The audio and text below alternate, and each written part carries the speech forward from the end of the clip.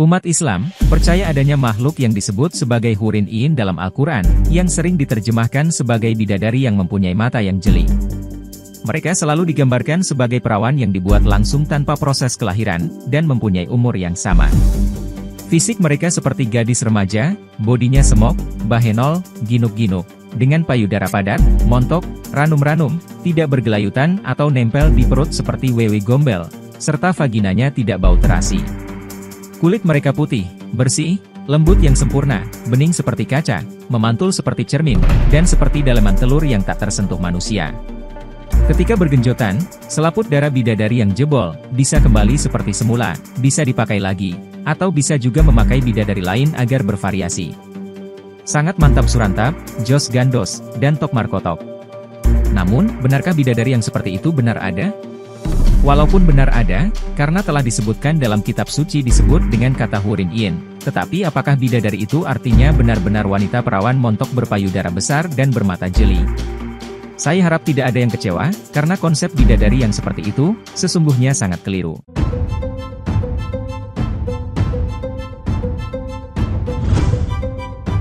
Al-Quran menyebutkan kata bidadari, setidaknya ada 9 kali.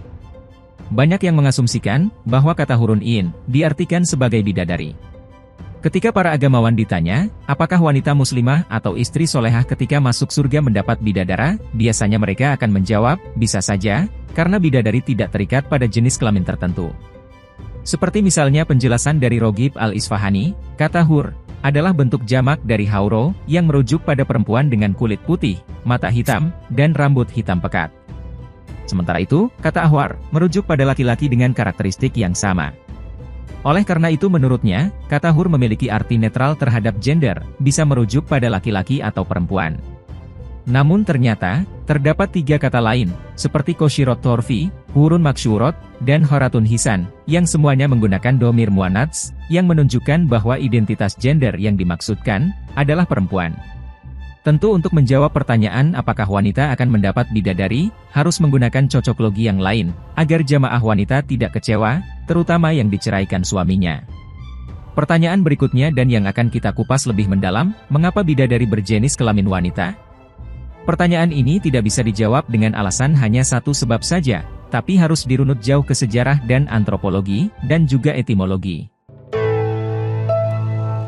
Ketika ayat ini diturunkan, orang-orang Arab Jahiliyah memiliki kebiasaan untuk menikahi wanita dalam jumlah banyak, bahkan sampai 10 istri atau lebih. Oleh karena itu, ayat ini diturunkan untuk membatasi jumlah istri menjadi lebih sedikit. Sebagai akibat dari aspek psikososial orang Arab Jahiliyah, bidadari dalam ayat tersebut diinterpretasikan sebagai wanita yang sangat jelita, montok lagi semok, sesuai imajinasi orang Arab Jahiliyah yang nafsuan. Dalam tafsir An-Nisa ayat 3, Al-Qurtubi mengatakan bahwa kebiasaan orang Arab Jahiliyah dalam menikahi banyak wanita adalah sebab turunnya ayat ini. Berdasarkan ayat lain di Ali Imran ayat 14, dapat dilihat bahwa keinginan manusia pada umumnya meliputi perempuan, anak laki-laki, harta, kuda pilihan, dan lain sebagainya. Hal ini menunjukkan bahwa pada saat itu, orang Arab Jahiliyah sangat bangga memiliki banyak anak laki-laki, dan seringkali membunuh anak perempuan. Namun dalam ayat selanjutnya, Ali Imran ayat 15, Allah menawarkan surga sebagai bentuk balasan yang lebih baik, bagi orang-orang yang bertakwa kepadanya. Dalam gambaran surga tersebut, terdapat sungai-sungai yang mengalir, keabadian, istri-istri yang disucikan, dan keridhaan Allah. Hal ini menunjukkan bahwa gambaran surga adalah cara untuk menekan hawa nafsu duniawi, dan menukarnya dengan balasan surga yang lebih baik. Sama seperti anak-anak yang dijanjikan coklat dan mainan untuk merayu mereka, orang-orang Arab Jahiliyah pun demikian. Mereka tertarik dengan gambaran surga yang dijanjikan dengan kata-kata, Jannatin tajri min tahtihal anhar, atau kebun yang dialiri sungai, yang sangat memikat imajinasi orang-orang yang hidup di padang pasir yang tandus. Selain itu, gambaran bidadari yang indah, dengan kecantikan yang menawan, payudara yang padat lagi kencang dan tidak bergelayutan, juga menarik minat orang-orang yang memiliki budaya poligami, untuk bisa menerima Islam. Ditambah lagi, pada zaman perang dulu, pasukan yang terdiri dari laki-laki, mendominasi medan pertempuran. Untuk memotivasi mereka, seringkali diberikan iming-iming tentang keberadaan bidadari montok di surga, sebagai penghargaan atas keberanian mereka. Hal ini dilakukan agar para prajurit tidak takut mati dan lebih bersemangat dalam bertempur sampai titik darah penghabisan. Hal ini tidak hanya terjadi dalam dunia Islam saja. Selama Perang Dunia Kedua, tentara Jepang sampai rela melakukan bunuh diri yang disebut kamikaze atau tokubetsu kekitai sebagai pilihan terakhir membela negara. Tentu saja, jika hanya diiming-imingi uang banyak, para prajurit tidak akan rela mati demi kebenaran yang diyakininya. Sekarang, mari kita masuk ke pembahasan yang lebih rumit, dan bisa saja membuat kepala pecah. Baik dalam bahasa Melayu maupun Indonesia, kata bidadari sendiri, diambil dari kebudayaan agama Hindu dalam bahasa Sanskerta, yaitu Vidyadari, yang tidak hanya diambil secara harfiah, tetapi sampai ke beberapa konsep dan maknanya. Dalam agama Hindu, Vidyadari dianggap sebagai makhluk gaib berwujud manusia berjenis kelamin wanita, yang tinggal di kahyangan atau surga. Mereka dianggap sebagai istri para Gandharwa, makhluk gaib berwujud manusia berjenis kelamin pria, yang juga tinggal di surga. Menurut kepercayaan Hindu, Vidyadari memiliki kecantikan yang luar biasa dan kekuatan magis yang hebat. Dia sering disebutkan sebagai makhluk yang setia, dan berbakti kepada para dewa. Namun, kepercayaan tentang Vidyadari dan Gandharwa juga menjadi kontroversial di antara umat Hindu modern. Beberapa menganggapnya hanya sebagai mitos dan legenda, sementara yang lain tetap meyakini keberadaan mereka sebagai makhluk gaib. Sementara dalam kajian etimologi dan terminologi, Vidyadari artinya pembawa pengetahuan, penghubung antara dewa-dewa dan manusia, sama seperti malaikat Jibril dalam agama Semit.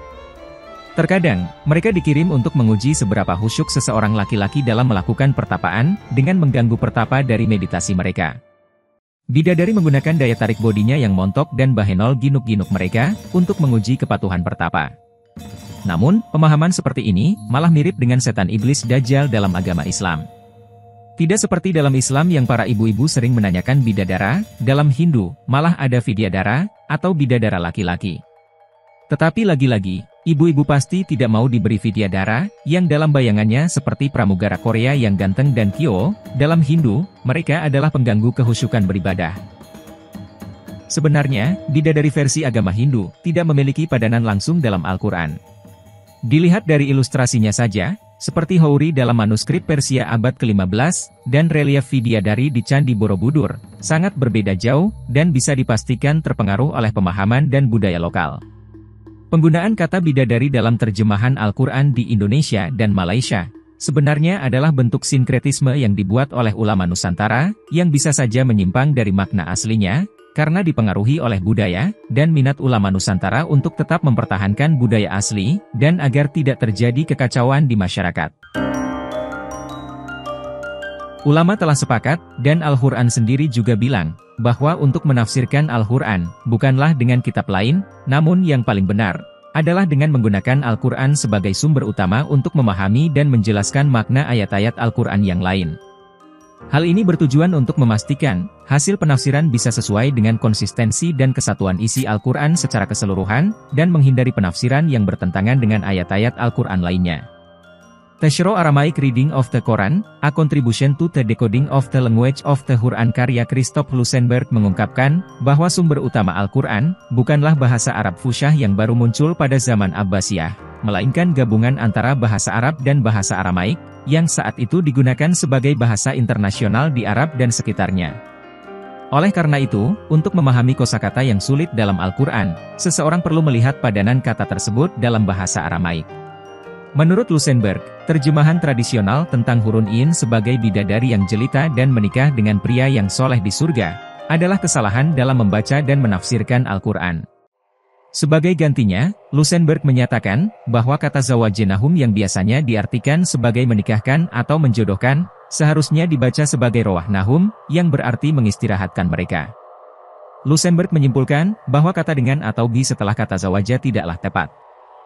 Hal ini disebabkan, karena pada masa lalu, Quran belum memiliki tanda ijam, sehingga cara penulisan huruf ro dan za, serta ha dan jim, ditulis sama-sama tidak memakai tanda titik.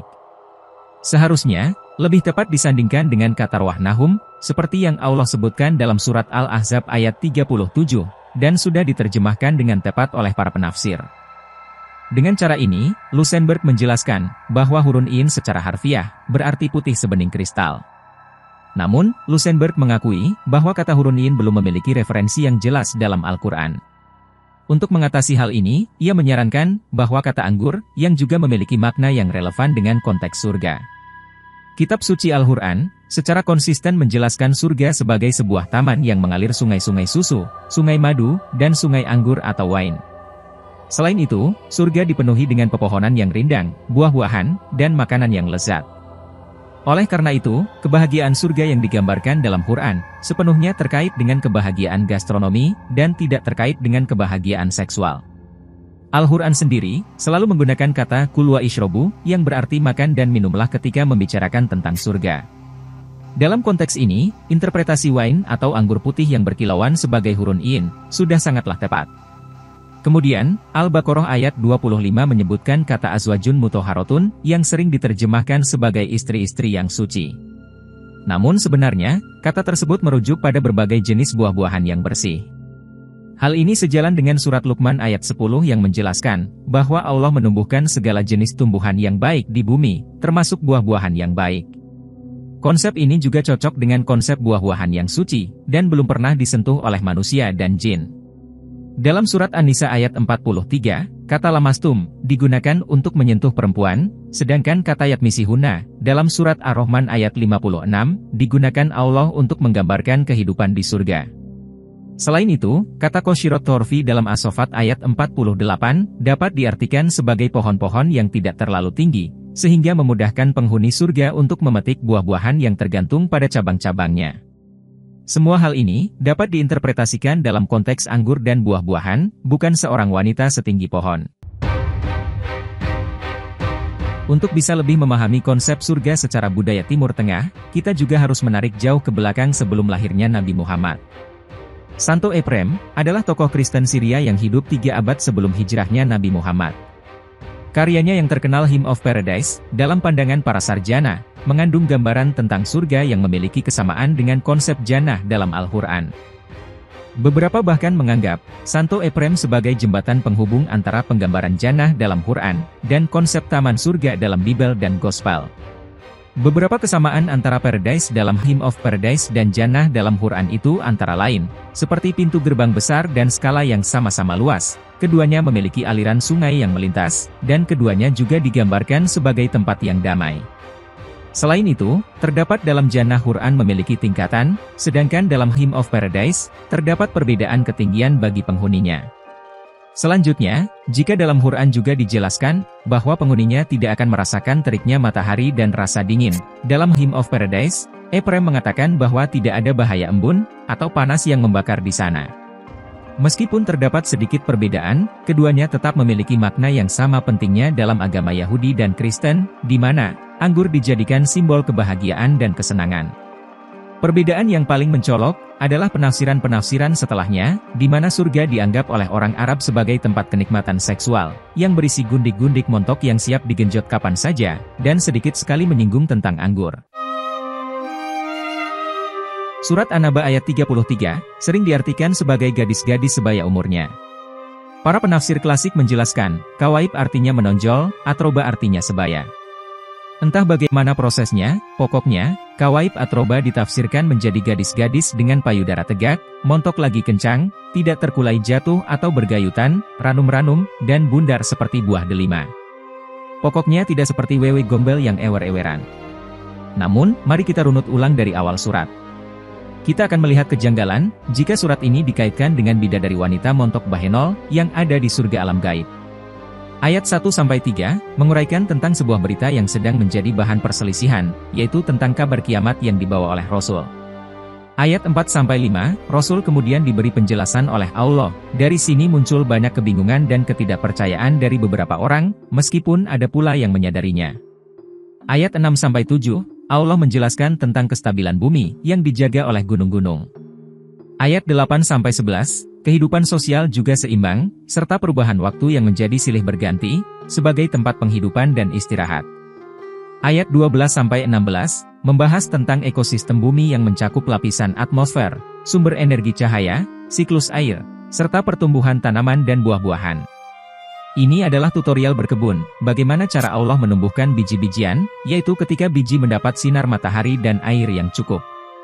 Ayat 17-20, dijelaskan bahwa manusia memiliki tanggung jawab untuk menjaga kestabilan ekosistem bumi, karena jika tidak, maka kelak akan punah, karena kesalahan sendiri.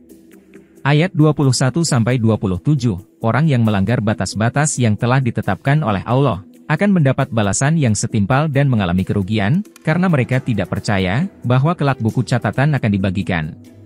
Ayat 28-30, oleh karena itu hendaklah kita memegang teguh prinsip kehati-hatian dan takwa kepada Allah, sehingga kita tidak terjerumus dalam kesesatan, dan mendapatkan keberkahan dalam hidup ini. Ayat 31-35, seseorang yang sadar lingkungan, dapat berhasil dalam menjaga keseimbangan ekosistem di planet kita. Keterampilan mereka dalam mengelola tanah dan hutan, telah memungkinkan mereka untuk memanen hasil yang melimpah, termasuk lahan pertanian yang subur, dan panen buah anggur yang matang. Mereka mampu memenuhi kebutuhan hidup mereka tanpa mengorbankan lingkungan, dan bertindak dengan integritas dan kejujuran dalam semua hal yang mereka lakukan. Perhatikan kejanggalan ayat 33, yang diterjemahkan sebagai bidadari yang berpayudara kencang. Ayat 32 membicarakan kebun anggur, ayat 34 membicarakan minuman anggur. Mengapa ayat 33 melompat jauh ke payudara? Kita lanjut dulu ayat 36-37. Hasil kalkulasi Allah yang cepat, bisa dirasakan baik di dunia maupun di akhirat, oleh mereka yang menyadari pentingnya memanfaatkan sumber daya alam secara bijak. Meskipun mereka tidak mampu berkomunikasi langsung dengan Sang Pencipta, namun keyakinan dan harapan mereka selalu tertuju padanya. Ayat 38, hanya setelah tiba saatnya, roh dan malaikat mengambil barisan mereka, barulah mereka diperbolehkan berbicara dengan izin dari Tuhan mereka. Ayat 39-40, pada suatu saat nanti, suatu kejadian akan terjadi yang telah diberitahukan kepada manusia. Mereka diingatkan untuk tidak merasa menyesal dan berakhir menjadi turoba atau debu, yang tidak memiliki tanggung jawab apapun. Dari runtutan ayat tadi bisa kita pahami, isi surat An-Naba menggambarkan tentang spekulasi orang-orang yang ingin menanam anggur, ekosistem bumi, bekerja, dan mendapatkan hasilnya, jika kita menyadari bagaimana alam bekerja, agar tidak gagal panen. Surat ini akan sulit dipahami, jika menganggap kebun anggur berada di surga alam antah berantah sana, atau bukan di bumi. Allah memberikan tutorial berkebun di bumi, menurunkan hujan di bumi, bukan di surga alam gaib. Sekarang mari kita diskusikan makna dari kata tersebut. Kawaib merupakan istilah yang merujuk pada buah yang tumbuh dan berkembang dengan baik. Ada yang mengartikan bahwa istilah ini menyerupai buah dada pada wanita, karena keduanya tumbuh dan berkembang dengan bentuk bulat yang indah.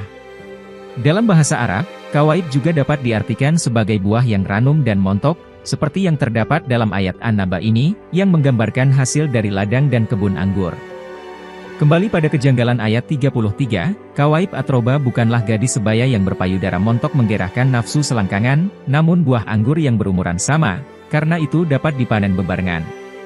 Jumlah kawaib memang bisa mencapai ratusan bahkan lebih, dan istilah atroba digunakan untuk menggambarkan banyaknya jumlah buah anggur tersebut. Ketika digunakan dalam konteks kebun anggur, kawaib atroba merujuk pada buah anggur yang tumbuh ranum berlimpah, serta dapat dipanen secara bersamaan, dan jumlahnya sangat banyak, sehingga tidak akan habis untuk dikonsumsi. Jadi sangat aneh rasanya, disuruh berkebun menanam buah anggur, yang muncul malah buah dada perawan. Kehidupan seharusnya memiliki keseimbangan, seperti yin dan yang, alfa dan omega. Tuhan akan dianggap sebagai seorang patriarki dan diskriminatif, karena dia hanya menyiapkan bidadari yang putih dan cantik untuk laki-laki yang beriman padanya, tanpa memberitahu, apakah wanita akan mendapatkan bidadari yang tampan dan rupawan untuknya. Kembali ke makna dalam kepercayaan agama Hindu, bidadari adalah pasangan dari bidadara. Mereka adalah makhluk halus yang tinggal di surga, dan bertugas sebagai pelayan Dewa Indra. Dalam konteks agama Islam, mereka lebih tepat disebut sebagai malaikat, atau bahkan iblis. Karena selain menyampaikan pengetahuan, mereka juga sering ditugaskan untuk menggoda kehusyukan para pertapa. Jadi, bidadari hanyalah gangguan keikhlasan dalam beribadah. Seseorang yang sudah sampai pada tahap makrifat, menganggap bidadari adalah gangguan untuk mencapai kesempurnaan.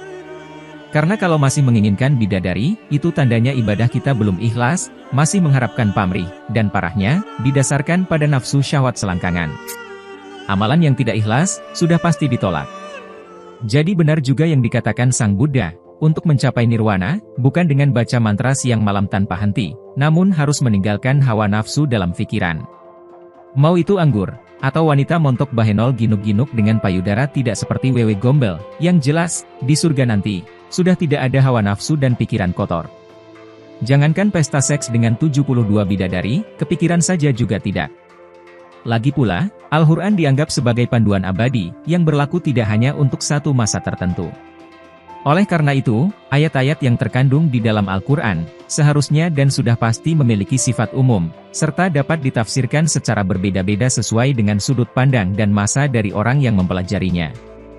Seperti misalnya di hari ini, ada banyak orang yang suka dengan wanita, tapi idamannya bukan wanita bermata jeli yang berbahan dasar dari batu marjan dan batu yakut, namun wanita bermata lebar, berhidung kucing, dan tetap harus memiliki payudara yang kencang dan montok, serta berbentuk kartun.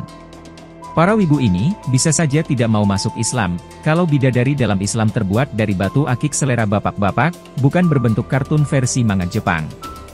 Ah, saya jadi kepikiran waifu.